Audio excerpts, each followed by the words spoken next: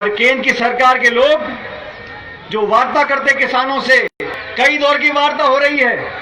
ऐसा कौन सा जटिल विषय है जिसको सरकार सुलझा नहीं सकती? आपको सिर्फ ये कहना है कि किसान के हित में हम एमएसपी का ये कानून का प्रावधान जोड़ रहे हैं और तीनों कानूनों को वापस लो। जो राहुल गांधी जी ने शुरू में कहा कि ये तीनों बिल घातक हैं, ना सिर्फ पुनर्विचार हो, इनको वापस लिया जाए, किसानों से बात करो। हम इस बात के लिए तैयार हैं। अगर किसान कोई बिल लाना चाहते हैं, कोई रिफॉर्म लाना चाहते हैं, संशोधन लाना चाहते हैं, निश्चित रूप से करो। कांग्रेस पार्टी पूरा समर्थन आपका।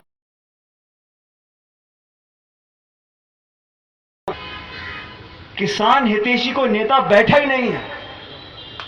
अब पीयूष गोयल जी बात करें किसानों से, उन्हें क्या मालूम किसान क्या चीज है? किताब पढ़ के किसान बन जाता है कोई? उनका दुख दर्द समझ सकते हैं क्या? सिर्फ टालने के लिए, लटकाने के लिए बार बार वार्ता कर रहे हैं, लेकिन किसान नासमझ नहीं है।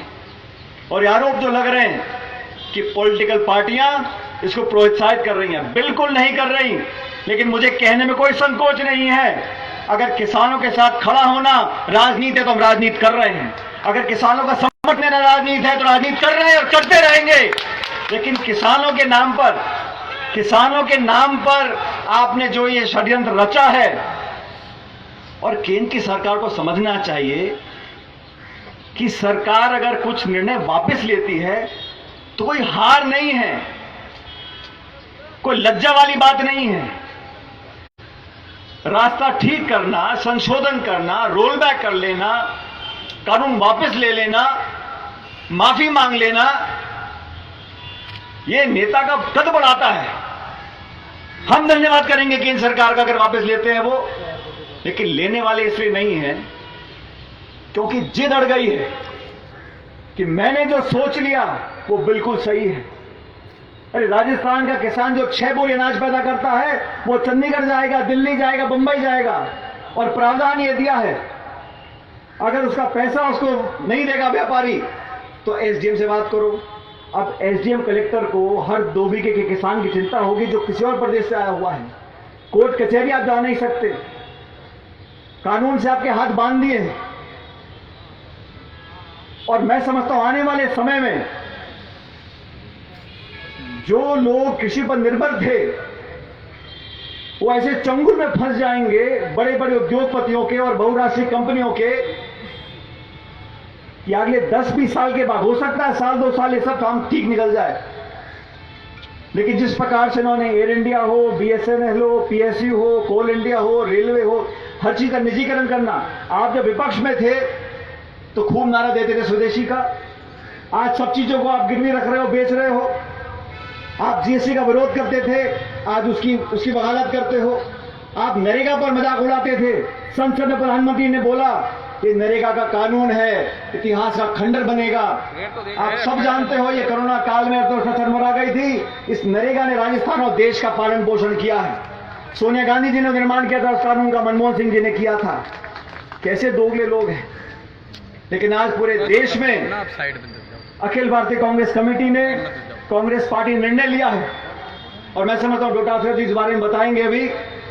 लेकिन आज का दिन एक शुरुआत होनी चाहिए, एक आंदोलन बनकर काम करना पड़ेगा हमें हर जिले ब्लॉक में, और हम सब मिलकर किसान के हित की बात अगर करते हैं तो ये राष्ट्रवाद है, ये असली राष्ट्रवाद है। ये जो झूठे निक्कर पहन के भाषण देते नागपुर से, वो राष्ट्रवाद नहीं है। इस काल में आप लीगल लव जिहाद के कानून बना रहे हो, आप शादी ब्याह पे चर्चा कर रहे हो, और किसान के भविष्य को अंधेरे में धकेल रहे हो।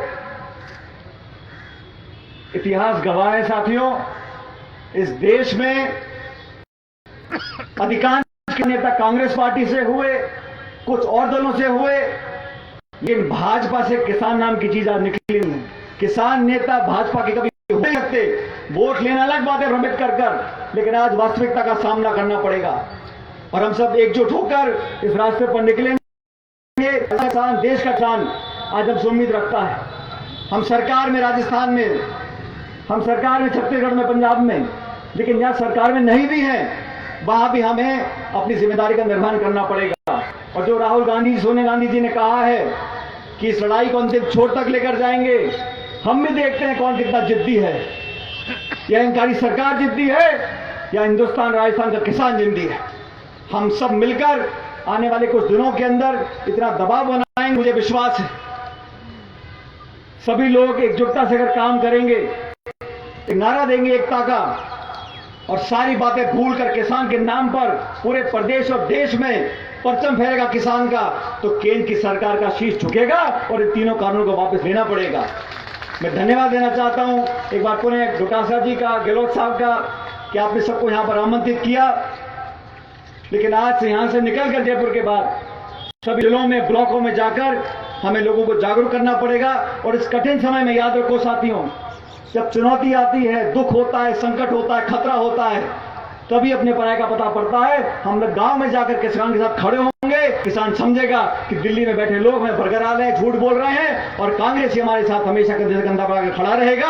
आज आप सब यहां पर आए, मैं आपका धन्यवाद देना चाहता हूं और उम्मीद करता हूं कि हम लोगों ने जो संकल्प लिया है, जिस रास्ते पर निकले हैं, उसमें जीत किसान की होगी, जीत आप सब लोगों की होगी। बहुत बहुत धन्यवाद। जय हिंद। राम राम साहब।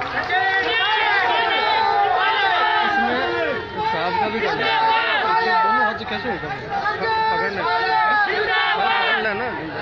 और मैं हमारे प्रदेश अध्यक्ष सम्माननीय गोविंद सिंह डोटासरा जी से निवेदन करूंगा कि वो यहाँ आए और अपना उद्बोधन दें।